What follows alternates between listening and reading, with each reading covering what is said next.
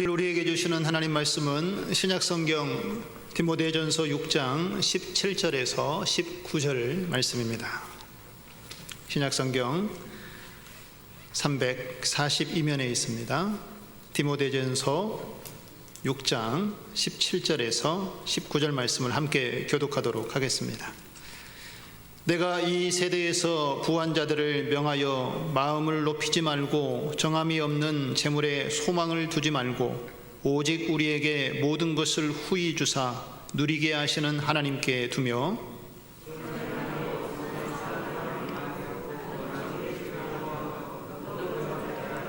같이 읽겠습니다. 이것이 장래에 자기를 위하여 좋은 참된 생명을 취하는 것이니라. 아멘. 우리 옆에 계신 분들과 이렇게 한번 인사 나누겠습니다. 주님은 우리의 소망이요 능력이 되십니다. 아멘. 우리의 입술의 고백이 우리의 삶의 고백이 되어지고 또 열매가 되어지기를 소망합니다. 지난 3월에 조선일보에 보면 벌어서 남주자 13억 기부하고 떠난 99세 의사라는 제목으로 기사가 실렸습니다. 이 이야기의 주인공은 한남동 슈바이처라고 알려진 의사 장응복 장로님에 관한 이야기입니다. 한간에 많이 알려져서 여러분들이 인터넷 기사로 또 접하셨는지는 모르겠지만 아마 그 기사의 내용을 잠시 제가 소개하고자 합니다. 그는 이 황해도 출신으로 그의 가정은 매우 독실한 기독교 가정이었습니다. 믿음의 가정 안에서 자랐고 6.25 전쟁 때에 피난을 내려와서 이 한남동이라는 곳에 정착을 하게 되었습니다.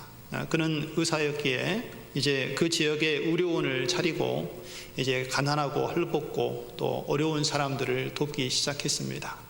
때로는 그가 도울 때에 아무것도 가지고 온 사람이 없어서 아무것도 소유가 없는 사람이라 그냥 무료로 진료를 하기도 했고 또 그 한남동 일대에 병원 자체가 없었기 때문에 그 모든 지역을 돌아다니면서 왕진하면서 또 병원에서 이렇게 계속해서 사람들을 돌보는 일을 했다라고 합니다. 그렇게 열심히 성실하게 일하면서도 장로님은 자기 소유의 자동차 한 대도 없었고 항상 이동을 할 때는 대중교통을 타고 이동할 정도로 매우 검소한 생활을 했다라고 합니다. 그리고 옷은 한 번 입으면 10년 정도는 입고 손수 아내가 지어진 옷을 입고 그렇게 아끼면서 검소하게 생활을 하고 또 이웃을 돕는 일에 자신의 삶을 매진했다라고 이야기를 하고 있습니다.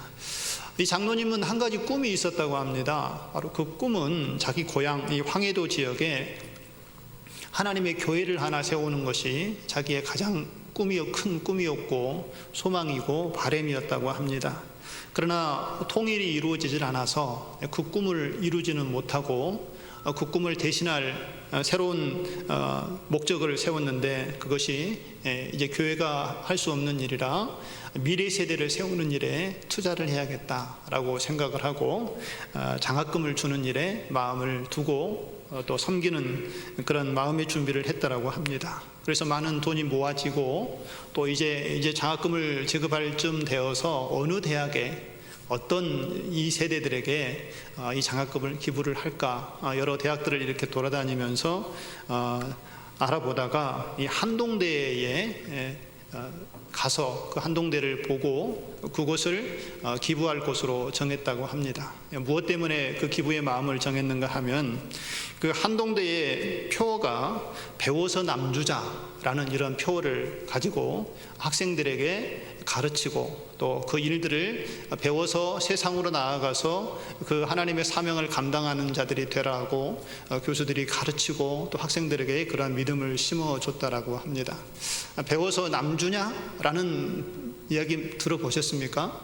어렸을 때 좀 많이 들어본 것 같아요. 공부 안 하고 뛰놀고 있을 때에 공부 좀 해라, 공부해서 남주냐? 라고 이렇게 부모님들이 이야기를 좀 많이 하죠. 그 이야기의 의미는 뭡니까?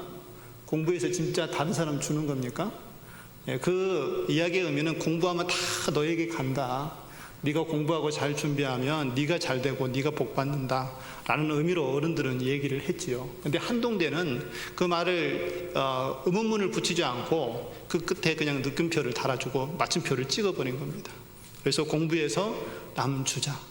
한동대는 기독교 대학입니다. 그래서 하나님의 복음으로 훈련받고 또 준비되어져서 세상으로 나아가도록 학생들을 훈련시켜 내보내는 학교이기 때문에 그런 모토를 가지고 학생들을 지도하고 있다고 합니다. 장로님이 이 한동대와 이렇게 만나서 이야기를 나누면서 이 공부에서 이 배워서 남주자라는 모토가 본인이 생각하고 있는 돈 벌어서 남주자라는 이러한 가치관과 매우 일치가 되었고 또 이 말이 너무 감동이 되었다고 합니다. 배워서 다른 사람들에게 베풀 수 있는 삶을 사는 것. 그렇다면 나도 내가 번 것을, 내가 가진 소유를 다른 사람들에게 나눠줄 수 있는 삶을 살아야겠다라는 마음이 일치가 되어져서 이 한동대에 자신이 모은 전 재산 113억 원을 장학금으로 기증을 하게 됐다라고 이렇게 이야기를 합니다. 그리고 장학금 수여식 때에는 그 학생들에게 가서 꼭 한마디를 잊지 않고 했다라고 합니다. 바로 그 말은 배워서 남 주세요. 그리고 벌어서도 남 주세요. 라고 하면서 본인이 가지고 있었던 그런 모토와 학교가 가지고 있었던 그 모토가 함께 이루어지는 그러한 삶을 살아달라고 간곡히 부탁하면서 장학금을 지급했다라고 합니다. 학교에서는 이 장로님이 행한 그 업적이 너무 고맙고 감사해서 또 많은 사람들에게 이 사실을 좀 알리고 도전을 받게 하도록 하기 위해서 좀 소개하고 또 이렇게 알리고 싶었는데 이 장로님은 절대 자기가 기부한 사실을 알리지 말라라고 이야기를 했다라고 합니다. 오른손이 하는 것을 왼손이 모르게 하라라는 예수님의 말씀이 자신의 삶의 좌우명이었기 때문에 나는 기부하는 것을 절대 다른 사람들에게 알리지 않았으면 좋겠다라고 이렇게 말씀을 하면서 자신의 전 재산을 기부를 했다라는 것입니다. 학교 측에서는 그래도 후학들을 위해서 알려주는 것이 좋지 않겠습니까? 라고 해서 장로님을 계속 설득하고 또 설득을 했다라고 합니다. 그래서 얻어든 결론이 그러면 장로님이 소천한 이후에 내가 죽고 나면 그러면 그때는 알리도록 하세요 라고 이렇게 이야기가 되어졌다라고 합니다. 그래서 장로님이 소천하신 이후에 이제 이 장로님과 미리 인터뷰를 해서 기록해 놓은 영상과 제작된 그 장로님에 대한 소식을 이제 사람들이 접하게 되었습니다. 바로 그래서 우리가 이 장로님이 가진 것을 나누고 사람들에게 감동을 주는 이 소식을 접하면서 많은 도전을 받을 수 있다 이런 생각을 해보게 되었습니다. 그는 재물에 대한 소망을 두지 않고 모든 것이 하나님께서 주셨다라는 마음을 가지고 하늘의 소망을 두고 하나님께서 내게 주신 것을 나눠주는 것이 내 삶의 기쁨이다 라고 이렇게 마음을 정하여서 나눔의 사역에 힘썼던 모습을 우리에게 보여주었습니다. 나눔과 구제는 이 하나님의 마음이 전달되는 사랑의 실천의 통로라는 것을 우리에게 잘 말씀해주고 있습니다. 오늘 본문의 말씀 가운데에 사도 바울이 목회를 하고 있는 디모데에게 몇 가지 권면을 합니다. 우리가 잘 알고 있는 것처럼 디모데 전서는 바울이 목회자들에게 목회 서신으로서 교회를 어떻게 사랑하고 섬길 것인가에 대한 안내와 권면들이 목회 서신서에는 잘 나타나 있지요. 오늘 우리가 읽었던 본문의 말씀은 이제 이 디모데전서 끝부분입니다. 마지막 부분에 여러 권면들이 있었지만 오늘 우리가 읽은 본문은 이 재물에 대해서 하나님께서 우리에게 주신 것을 어떻게 사용하는 것이 하나님의 뜻을 나타내고 하나님의 영광이 되는 것인가에 대해서 권면을 하고 이야기하고 있는 것을 볼 수 있습니다. 물론 재물에 대한 국한에서 이야기되어진 말씀이지만 그 영역을 좀 더 확대시켜보면 꼭 재물뿐만 아니라 하나님께서 우리에게 주신 능력 또 달란트 이 모든 것도 여기에 우리가 적용해서 해석할 수 있습니다. 그래서 하나님께서 내게 주신 것을 어떻게 내가 그것을 받고 또 그것을 사용하여 하나님의 뜻을 드러내야 되는가에 대해서 우리에게 말씀을 해주고 있다는 것입니다. 먼저 바울은 재물에 소망을 두지 말고 이 하나님께 소망을 두라라고 권면을 하고 있습니다. 오늘 17절 말씀을 다시 한번 보실까요? 내가 이 세대에서 부한 자들을 명하여 마음을 높이지 말고 정함이 없는 재물에 소망을 두지 말고 오직 우리에게 모든 것을 후히 주사 누리게 하시는 하나님께 두라라고 이렇게 말씀을 하고 이 권면을 하고 있습니다. 왜 재물에 대해서 소망을 두지 말고 하나님께 소망을 두라라고 이렇게 권면을 했을까요? 마태복음 6장 24절의 말씀에 보면 예수님께서는 이런 말씀을 하셨습니다. 한 사람이 두 주님을 섬길 수 없습니다. 혹 이로 인하여서 이를 미워하게 되고 저를 사랑하게 되면 또 다른 쪽을 미워하게 되고 이를 중하게 여기면 저것을 경히 여기게 됩니다 라고 이야기하면서 이 한 사람이 두 마음을 품고 하나님을 섬길 수 없다라는 것을 이야기를 하고 있습니다. 우리가 재물을 사랑하고 재물 앞에 우리의 마음을 빼앗기면 하나님 앞에 우리의 삶을 온전히 내어드릴 수 없다라는 것을 우리에게 말씀을 해주고 있다라는 것이죠. 그래서 재물의 삶에 내 삶의 중심이 잡히면 하나님께 내 삶의 중심을 두기가 어려운 현실에 우리가 직면하게 될 수밖에 없다라는 것을 이야기하고 있습니다. 다시 말해서 하나님과 재물을 겸하여 섬기는 것은 어려운 것이고 하나님 앞에 마음을 두어야 하나님께서 주신 것을 하나님이 원하시는 대로 우리가 온전하게 사용할 수 있으며 이 재물의 노예가 되지 않고 재물을 다스릴 수 있는 위치에 설 수 있다라는 것을 우리에게 말씀을 해주고 있습니다. 또 한 가지 이유는 우리가 오늘 본문에서 읽은 것처럼은 이 재물은 항상 우리에게 존재하는 그런 것이 아니라는 것을 우리에게 말씀해 주고 있습니다. 어느 순간에 우리에게 많이 쌓여 있을 수도 있지만 어느 순간에는 한순간에 다 없어질 수 있는 것이 유동적인 것이 바로 재물이기 때문에 여기에 마음을 두어서는 하나님께서 원하시는 일을 제대로 온전히 할 수 없다라고 말씀하고 있는 것이죠. 그래서 이 모든 것을 주시는 분이 하나님이라는 것을 믿고 하나님께서 많이 주실 때에는 많이 나눌 수 있는 마음, 또 적게 주실 때에는 적게 나눌 수 있는 그러한 믿음이 우리에게 필요하다라는 것을 말씀을 해주고 있습니다. 우리는 어떠한 모습으로 하나님을 바라보며 섬기고 있습니까? 또 하나님으로부터 우리가 무엇을 받으셨습니까? 하나님으로부터 받은 것을 우리는 하나님의 말씀과 믿음을 가지고 사랑을 가지고 다른 사람들에게 나누며 살고 있습니까? 이 나눔을 통하여서 하나님의 사랑이 또 이웃에게 나타나게 되고 하나님 나라의 복음도 함께 나타나게 된다는 것을 우리가 기억하고 하나님께서 우리에게 주신 그 소망을 가지고 하나님 뜻이 우리 안에서 이루어지도록 넉넉하게 하나님 나눌 수 있는 믿음을 주시옵소서라고 고백하며 이 나눔을 실천하는 우리의 모습이 되어지기를 소망합니다. 그리고 18절에 보면 선을 행하고 선한 사업을 많이 하고 나누어 주기를 좋아하며 너그러운 자가 되게 하라라고 이렇게 권면을 하고 있습니다. 이것은 하나님이 주신 마음을 얻었으면 그 하나님이 주신 마음으로 선한 일에 우리의 삶을 내어드리라는 믿음의 고백이 여기에 담겨져 있습니다.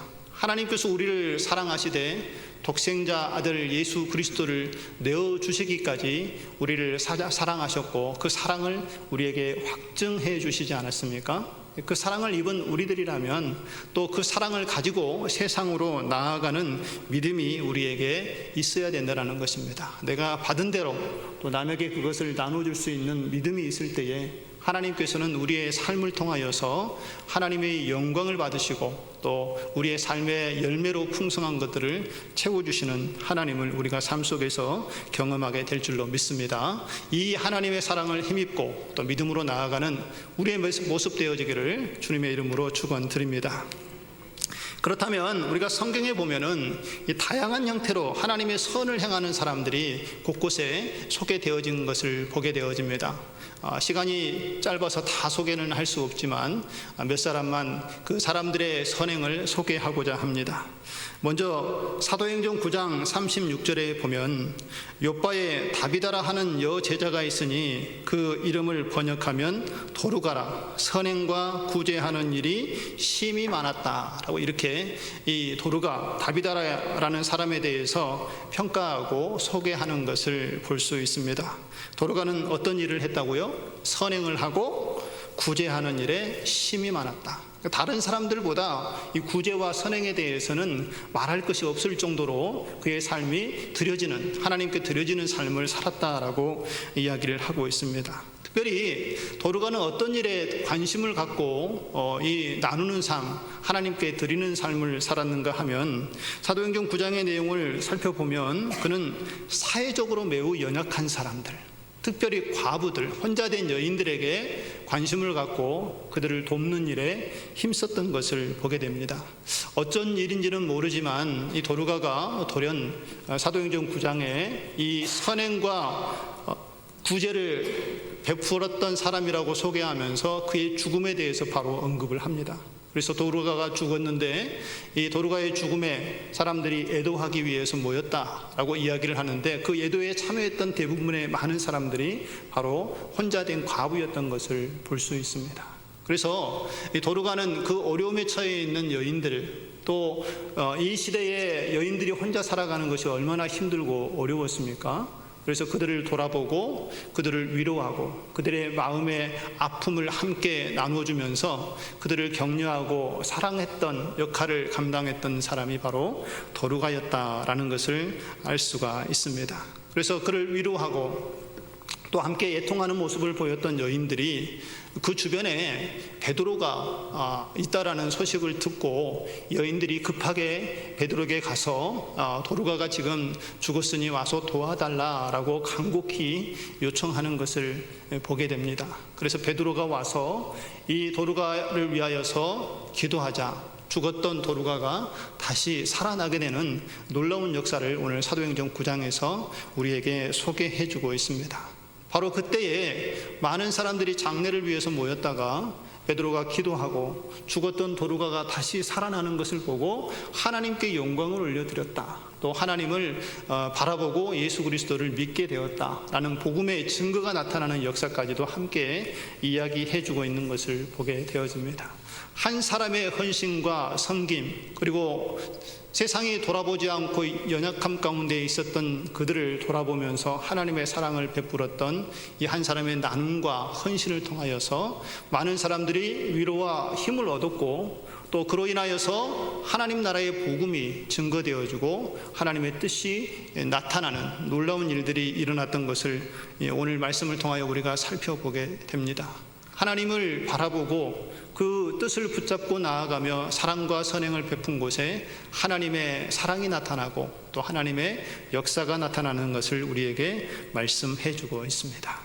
두 번째는 브리스길라와 아굴라의 사역을 우리가 살펴볼 수 있습니다. 사도행전 18장 1절에서 3절을 보면 우리 한번 같이 읽으실까요? 그 후에 바울이 아덴을 떠나 고린도에 이르러 아굴라라 하는 본도에서 난 유대인 한 사람을 만나니 글라우디오가 모든 유대인들을 명하여 로마에서 떠나라 한 고로 그가 그 아내 브리스길라와 함께 이데알리아로부터 새로 온지라. 바울이 그들에게 가매 생업이 같으므로 함께 살며 일을 하니 그 생업은 천막을 만드는 것이었더라. 물론 그 이후의 내용을 우리가 읽어보면 이제 바울과 이 브리스길라 아굴라 부부가 만나서 이 고린도 교회를 세워가는 과정에 대해서 살펴볼 수가 있습니다.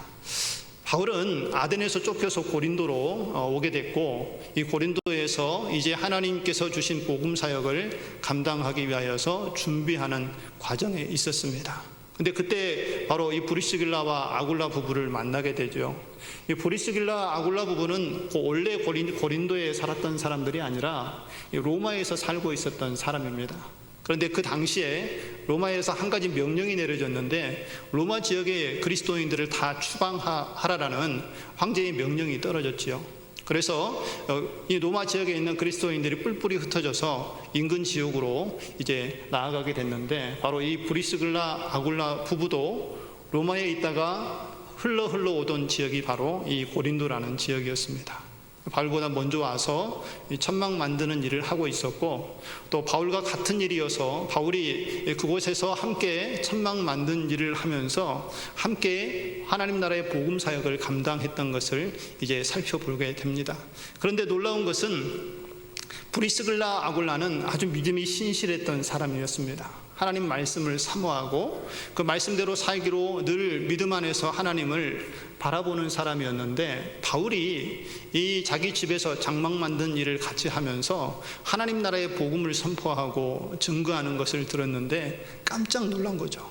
어떻게 이렇게 하나님의 말씀을 잘 풀어서 설명해 줄 수 있습니까? 하면서 바울에게 계속해서 하나님의 말씀을 듣고 배우기 시작했습니다. 그리고 이 받은 은혜, 하나님이 주신 말씀이 너무나 귀하기 때문에 자기 혼자만 듣는 것이 아니라 주변에 있는 사람들을 집으로 초청해서, 우리로 말하면 구역 예배가 되겠죠. 그래서 초청해서 바울을 통해서 하나님 말씀을 듣고 배우기 시작했습니다. 그렇게 시작된 교회가 바로 고린도 교회입니다. 그래서 고린도 교회의 모체는 바로 이 브리스길라 아굴라의 집에서부터 시작이 됐다라는 것이죠. 바울이 그래서 1년 6개월 동안 고린도에서 복음을 전하고 하나님 나라를 확장시키는 일에 힘이 되어주고 협력하고 도움을 주었던 부부가 바로 이 브리스길라와 아굴라였다라는 것입니다. 자신들이 가지고 있었던 그 일을 가지고도 섬겼고, 또 바울이 복음을 전하는 일에 또 선교 사역에 함께 동참하는 일들을 계속해서 감당했던 것을 볼 수가 있습니다. 한 사람의 헌신, 또 나눔, 섬김을 통하여서 교회가 세워지는 하나님의 놀라운 역사가 일어나게 되는 것을 오늘 사도행전 18장에서 우리가 살펴보게 됩니다. 세 번째로는 백부장 고넬료는 이방인의 사역을 도운 역할을 우리에게 이야기를 하는 사도행전 10장의 사건을 우리가 살펴볼 수 있습니다. 사도행전 10장 1절에서 2절의 말씀을 보면은요, 우리 같이 한번 읽겠습니다. 가이사라에 고넬료라 하는 사람이 있으니 이달리아 부대라 는 군대의 백부장이라. 그가 경건하여 온 지방과 더불어 하나님을 경외하며 백성을 많이 구제하고 하나님께 항상 기도하더니, 라고 이렇게 백부장 고넬료에 대해서 소개를 하고 있습니다. 그는 이방인이었지만 하나님의 말씀을 듣고 이미 예수 그리스도를 주로 믿어 하나님의 자녀로 살아가고 있는 사람 중에 한 사람이었죠. 그런데 그가 구제와 또 선교와 기도에 힘쓰면서 하나님의 뜻을 붙잡고 있을 때에 하나님께서 환상 가운데에 보여주시고, 또 그를 베드로에게 가라는 명령을 보여주셨고, 또 베드로도 기도하던 중에 환상 가운데에 누군가가 찾아올 것이라 라는 이야기를 들려주면서 두 사람이 만나게 되는 역사가 일어나게 되지요. 그래서 이 백부장 고넬료로 인하여서 당시에 유대인들은 이방인들과 함께 그렇게 교제하는 것을 즐겨하지 않았던 시대였기 때문에 베드로가 이방인의 집에 가는 것을 상당히 꺼려하는 상황에 있었습니다. 그러나 성령 하나님께서 꿈 가운데 보여주시고 갈 것을 지시하여서 베드로가 이 백부장 고넬료의 집에 가서 하나님 말씀과 복음을 함께 나누면서 이방 지역에 하나님 나라의 복음이 처음으로 시작되어지는 역사가 일어나게 됐다라는 것이죠. 한 사람의 섬김과 헌신, 또 사랑과 믿음의 고백을 통하여서 이방인의 복음의 문이 열려지게 되는 놀라운 역사가 나타나는 것을 보게 되어집니다. 이처럼 하나님의 말씀을 붙잡고 하나님께서 주신 재능과 달란트, 재물들을 하나님의 뜻대로 사용할 때에 교회가 세워지고 선교의 문이 열려지고, 또 많은 죽은 사람들이 살아나고 믿음의 방패로 하나님을 삼고 구원이 일어나는 놀라운 역사들이 그 현장 속에서 나타나는 하나님의 역사가 있었음을 우리에게 보여주고 있습니다. 그러나 또 한편으로는 성경에는 이렇게 하나님의 뜻을 드러내려고 하는 사람만 있는 것이 아니라 자기의 의를 드러내기 위하여서 사람들에게 구제하는 사람들도 있다라는 것입니다. 사도행전 4장에 보면 성령을 받은 사도들이 이제 복음을 선포하고 하나님 나라를 증거하지요. 마가의 다락방에서 기도한 이후에 성령이 임하자 주체할 수 없는 하나님의 은혜를 힘입은 주의 사도들이 하나님의 나라와 복음을 세상에 나가서 선포하기 시작합니다. 베드로가 하나님 말씀을 증거하였을 때에 하루에 3,000명씩 5,000명씩 회개하고 예수님께로 돌아오는 역사가 일어났지요. 그래서 많은 사람들이 모이기 시작하고 함께 예배하고 기도하고 하나님 나라를 소망하자 바로 그때부터 이 초대 교회가 시작이 되어진 겁니다. 그래서 많은 사람들이 모여서 함께 찬양하고 예배하다 보니 이게 물질적인 부족함과 또 궁핍함이 나타나는 일도 초대교회에 있었는데, 바로 이때에 사람들이 가진 사람은 물건을 나누어 팔아서 가난한 사람들에게 나누어 주고 함께 공동체를 세워가는 그러한 따뜻한 경제적인 나눔이 이 초대교회 안에서 일어났던 것을 우리가 사도행전 2장의 말씀을 통하여서 또 4장에 있는 말씀을 통하여 살펴볼 수가 있습니다. 그런데 그런 와중에 이 바나바가 자기의 소유를 팔아서 또 사도들의 발 앞에 두고 이것을 하나님 뜻대로 사용하라고 내어두었을 때에 그의 업적을 사람들이 기뻐하고 칭송을 했습니다. 그래서 사도행전 4장 36절에 보면 구브로에서 난 레이족 사람이 있으니 이름은 요셉이라, 사도들이 일컬어 바나바라, 번역하면 위로의 아들이라 라고 그를 소개를 하고 있습니다. 그가 섬긴 것이 감사해서 그에 대한 업적을 기리고 또 우리가 그와 함께 믿음의 교제를 나누고 있다라는 것을 이렇게 표현을 해 주었지요.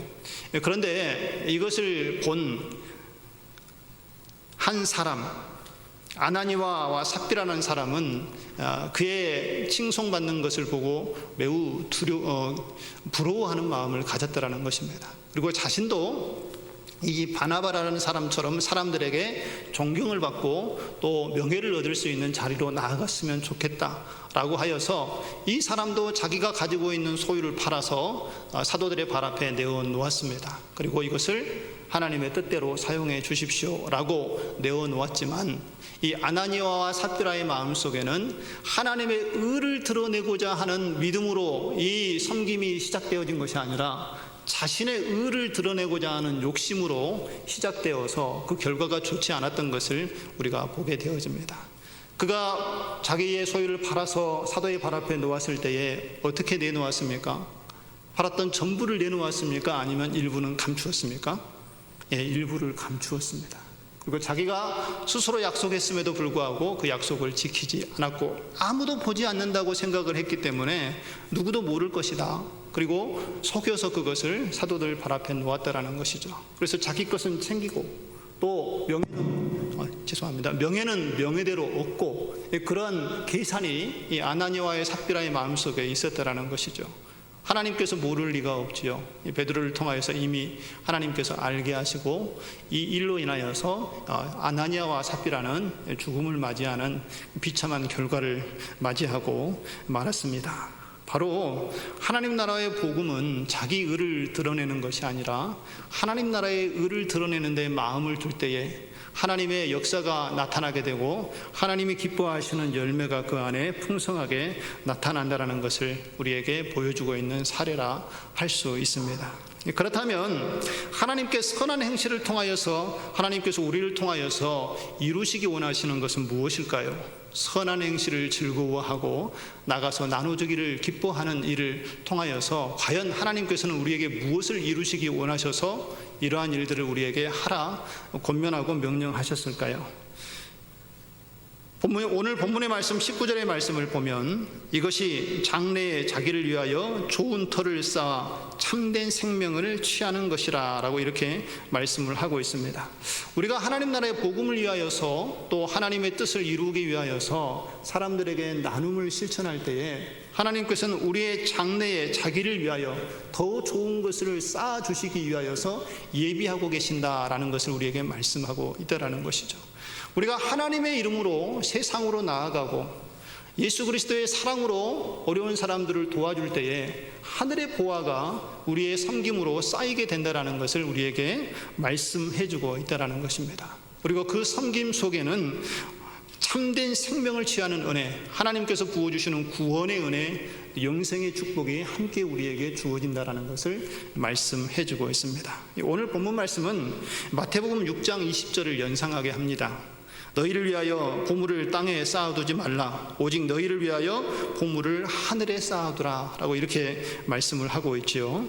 우리가 하나님과 이웃을 위해 헌신하고 봉사하고 또 나누며 섬기는 것은 하나님께서 값없는 은혜를 우리에게 주셨기 때문에 우리는 하나님의 사랑을 받은 자로서 마땅히 이 삶을 감당해야 될 위치에 서 있는 사람들입니다. 물론 그 하나님의 사랑이 우리 안에 있음에 감사를 표현하는 것은 당연하겠지요. 그럼에도 불구하고 하나님은 우리의 나눔과 이 섬김을 통하여서 하나님의 나라의 장막의 터가 넓혀지게 되고 우리의 삶의 지경이 넓혀지도록 복을 더하여 주시겠다라고 우리에게 약속의 말씀을 주고 있다라는 것입니다. 나의 나라를 위하여서 너가 수고할 때에 내가 너의 지경을 넓혀주리라 라는 약속의 말씀을 하나님께서 우리에게 주고 있다라는 것입니다. 우리에게 그 약속의 말씀이 있다라는 것을 여러분들 믿으십니까? 그 믿음이 있다면 오늘 이 시간 하나님께 물으시기 바랍니다. 하나님, 내가 받은 사랑은 어떤 사랑입니까? 그리고 이 사랑을 가지고 누구에게 나아가야 합니까? 오늘 우리가 세 사람이 어떻게 하나님을 섬기고 그의 섬김을 통하여서 하나님의 역사를 나타냈는지 말씀을 통하여 살펴보았습니다.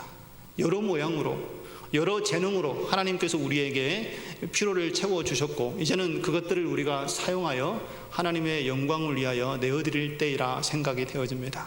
우리가 하나님께 물질을 넉넉하게 받으셨다면 또 그것을 하나님 나라를 위해서 필요한 곳에 사용할 수 있고 그것을 내어드릴 때, 그것을 나눌 때에 하나님께서는 더 풍성하게 우리를 채워주실 줄로 믿습니다. 또 우리에게 재능을 주셨다면 그 재능을 가지고 하나님 앞에 섬기고 봉사하는 자리로 나아갈 때에 하나님께서는 그것을 통하여 영광을 받으시고 또 많은 사람들이 하나님께로 돌아오게 하는 놀라운 역사를 우리 안에서 이루어 가실 줄로 믿습니다. 그 하나님의 부르심에 우리가 동참하고 또 하나님의 일에 귀하게 쓰임받는 우리의 모습 되어지기를 소망합니다. 세리장 삭개오는 부정한 방법으로 많은 재산을 모았던 사람이죠. 그래서 그는 유대 민족 중에 환영받지 못하고 또 그는 매우 외로운 생활을 했던 사람입니다. 자신의 재산의 부를 축적하기 위하여서 수단과 방법을 가리지 않고 돈을 모았지요. 자기 백성들의 피를 빨아서 세금을 과하게 걷어서 자기의 부로 착복하는 일들이 그의 삶 가운데 있었습니다. 그래서 그는 많은 것을 가졌지만 그의 마음속에 참 평안은 없었습니다. 사람들로부터 외면을 당하고 혼자 부자라고 생각하지만 마음은 가난한 상태에 그는 살아가고 있었고 그 공허함을 달랠 수가 없었습니다. 그러나 어느 날 예수님께서 이 지역을 방문한다는 소식을 듣고 그 공허함을 해결하기 위하여서 삭개오는 예수님을 만나러 갑니다. 그리고 뽕나무 위에서 예수님을 만나게 되지요. 유대인들은 당시에 이 세리를 죄인 취급했기 때문에 그들과 함께 동석하거나 또는 말도 섞지 않은 그러한 유대 문화가 있었는데 예수님은 유대인이면서도 불구하고 기다리고 있던 이 삭개오에게 말을 거시고 그리고 그의 집으로 자신을 초청해달라고 말씀하시고 그의 집에 가서 함께 먹고 마시며 함께 교제하는 모습을 보여주었습니다. 삭개오의 심정이 어땠을까요? 여러분들이 삭개오라면 어떤 마음이시겠습니까? 그의 공허한 마음이 위로를 얻고 또 그의 불편했던 심령들이 예수님 안에서 다 녹아지고 회복되어지는 것을 삭개오가 경험하지 않았겠습니까? 그래서 예수님을 만나고 그의 집이 구원을 받고 그가 구원받아서 하나님께 그의 삶이 변화되어지는 모습을 오늘 우리에게 보여줍니다. 요한복음 19장 8절의 말씀에 보면 삭개오가 서서 주께 여짜오되 주여 보시옵소서 내 소유의 절반을 가난한 자들에게 주겠사오며 만일 누구의 것을 속여 빼앗은 일이 있으면 내 갑절을 갚겠나이다 라고 삭개오가 고백하면서 이 나눔의 실천을 하는 모습을 우리에게 보여주고 있습니다. 예수 그리스도를 만나니 그의 영이 살아나고 그가 알지 못했던 나눔의 기쁨이 무엇인지를 그제서야 깨닫고 이제 자기가 착복했던 것은 4배로 갚고 또 많은 사람들에게 자신의 소유를 절반을 팔아서 다 나누어주겠다고 그가 고백하면서 이제 마음에 억눌렸던 모든 그의 답답함이 해결되어지고 참 자유를 얻는 모습을 오늘 우리가 보게 되어집니다.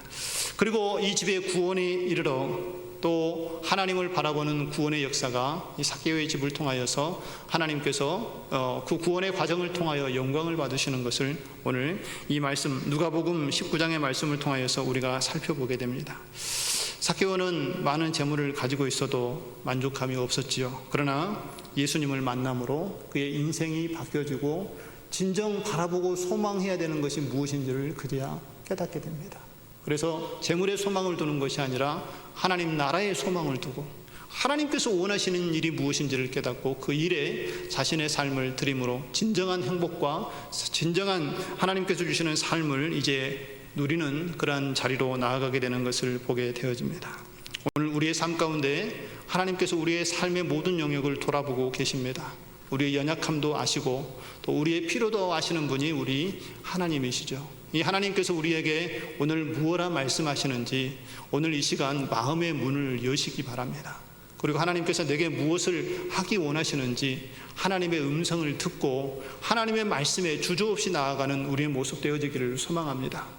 나를 통하여서 이루어가기 원하시는 하나님의 그 선하심과 그 계획하심이 오늘 우리 안에 선명하게 드러나고 그 약속의 말씀을 믿고 우리가 나아갈 때에 그곳에서 우리의 삶을 주장하시고 하나님의 열매를 나타내는 살아계신 하나님을 우리가 경험하는 은혜가 우리의 삶 가운데 있어지기를 소망합니다. 마지막으로 아동문학가 이원수 작가가 쓴 동화가 있는데 하늘에 쌓은 재물이라는 동화가 있습니다. 이 동화를 소개하고 오늘 말씀을 마치고자 합니다.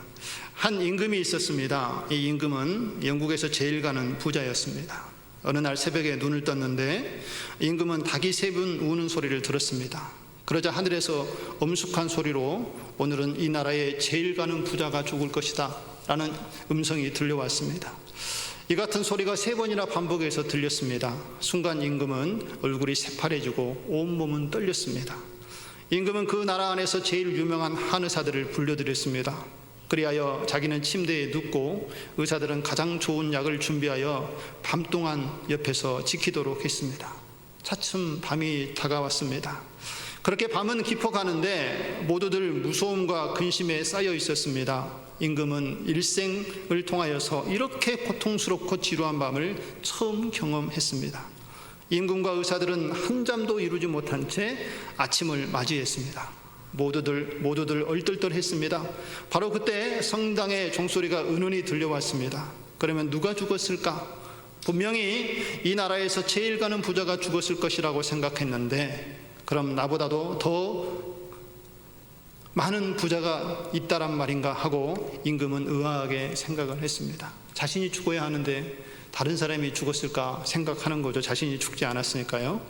누가 죽었는지 속히 알아보라고 신하에게 명령을 내렸고 신하들은 나가서 이 사실을 확인한 후에 돌아와서 이렇게 보고를 합니다. 죽은 사람은 늙은 장님 거지였습니다. 나는 이 나라에서 제일 가는 부자가 죽었다는 말을 분명히 하늘로부터 들었는데 그렇다면 그 늙은 거지가 이 나라에 가장 제일 가는 부자이면서 거지인 척하고 우리를 속였단 말인가? 어쨌든 거지라면 아내와 자식이 없을 테니까 그가 남긴 재산은 당연히 이 나라의 임금인 내가 가져야 함이 마땅하다. 거지가 살던 집을 샅샅이 뒤져보아라 라고 왕은 명령을 했습니다. 신하들은 곧 어젯밤에 숨을 거둔 거지의 집으로 달려갔습니다. 그러나 마국간과 같은 거지의 집에는 깔고 자던 집단과 풀로 뭉친 베개뿐 그 아무것도 없었습니다. 늙은 거지는 굶주림과 추위에 떨며 숨을 거둔 것입니다. 신하들은 대궐로 돌아가 그대로 임금께 아뢰었습니다. 임금은 이상하다는 듯이 고개를 갸웃거리고 말했습니다. 그렇다면 하늘에부터 온 소리가 거짓말인가? 라고 생각할 때에 그 말을 듣고 있던 의사 중 한 명이 죽은 장님은 많은 재산을 하늘에 쌓아둔 모양입니다. 하늘에 쌓아두면 도둑 맞을 염려도 없고 또 녹슬 염려도 없으니까요. 하늘에 쌓은 보물이야말로 이 세상의 어떤 보물보다 더 훌륭한 보물입니다. 이 말을 들은 임금은 크게 감동이 되었습니다. 그리고 자기가 이 나라에서 가장 훌륭한 사람이라며 제일 가는 부자라고 생각해 온 것이 너무나도 부끄러웠습니다. 그래서 그 뒤로는 가난한 사람과 어려움을 당한 백성이 있으면 힘껏 도와주었습니다. 또 교회에도 병원에도 그리고 학교에도 많은 돈을 내놓았습니다. 그러니까 자기도 그 거지 노인과 같이 하늘에다가 귀중한 보물을 쌓기 위해 전혀 다른 사람이 된 것입니다. 세월이 흘러 이제 임금도 숨을 거두게 되었는데 이렇게 유언을 남겼습니다. 내가 죽거든 나를 그 거지 노인 무덤에 함께 묻어주게나. 라고 하면서 동화는 끝이 납니다. 여러분 어떤 마음이 드십니까? 우리가 가장 많이 가지고 있다라고 해서 이 땅의 삶이 부유할까요? 우리가 많이 가진다고 해서 부자라고 생각할 것입니까? 아니면 적게 가져도 우리 마음에 하나님이 계시다면, 이 천지 만물을 품고 계신 하나님이 계시다면 오히려 그 하나님 가운데에 우리가 부유함을 느끼지 않겠습니까? 참된 부유함은 하나님의 마음을 가지고 그것을 나누는 데 있다는 것을 우리가 기억하시기 바랍니다. 주님의 이름으로 주님께서 우리에게 주신 것이 있다면 이웃들에게 그것을 나누고, 주님의 이름으로 어려운 사람들을 물 한 대접이라도 그들을 대접하면 나를 대접하는 것이라 라고 주님께서 말씀하시지 않았습니까? 주의 이름으로 다른 사람들을 대접하고 섬기는 것이 바로 하늘나라의 보화를 쌓는 우리의 삶이라는 것을 오늘 우리에게 말씀을 해주고 있는 것입니다. 마태복음 6장 20절과 21절을 보면 같이 한번 읽겠습니다. 오직 너희를 위하여 보물을 하늘에 쌓아두라. 거기는 좀이나 동록이 해하지 못하며 도둑이 구멍을 뚫지도 못하고 도둑질도 못하느니라. 내 보물이 있는 그곳에 내 마음도 있느니라. 아멘. 우리의 마음이 있는 곳에 보물이 있다라고 말씀하고 있죠. 그러면 우리의 마음에 하나님이 계시면 우리 안에 하나님이 계신 것입니다. 우리가 하나님의 그 사랑을 갖고 있으면 그 사랑이 우리 안에 있는 것이고, 우리가 그 사랑을 다른 사람들에게 나누어 주면 그 사랑이 다른 사람들에게 전해지는 것입니다. 오늘 하나님께서는 우리의 가진 것이 무엇인지 다시 한번 돌아보게 합니다. 그리고 그것을 어떻게 하나님 나라를 위해서 사용할 것인지에 대해서 오늘 우리에게 묻고 계시고 있다라는 것을 오늘 이 시간 다시 한번 깊이 생각하시고, 하나님께서 내게 주시는 음성에 외면하지 마시고 하나님의 약속의 말씀을 붙잡고 오늘 그 뜻을 온전히 이루어가는 우리의 모습이 되어지기를 소망합니다.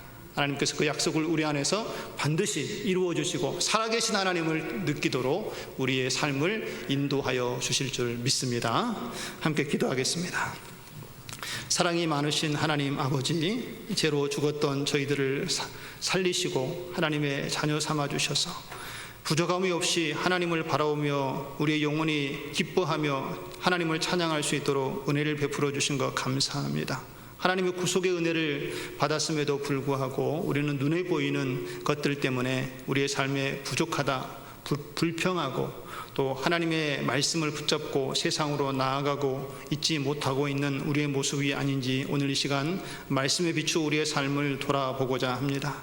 하나님께서 주신 것에 감사할 수 있는 저희들 되게 하여 주시고, 또 우리를 통하여서 하나님께서 원하시는 것이 무엇인지, 하나님께서 내게 주신 것을 가지고 어떻게 이웃을 사랑하며 나눔을 실천할 것인지 오늘 이 시간 기도할 때에 성령 하나님께서 깨닫게 하여 주시고, 또 하나님이 주신 약속의 말씀을 붙잡고 나아갈 수 있는 믿음을 우리에게 더하여 주시옵소서. 그래서 이번 한 주간 하나님의 사랑을 나누는 가운데에 우리가 나누는 삶의 현장에서 하나님의 사랑이 확인되게 하여 주시고, 또 구원의 역사가 함께 나타나는 놀라운 일들이 경험되어지는 우리의 귀한 한 주가 되어지기를 소망합니다.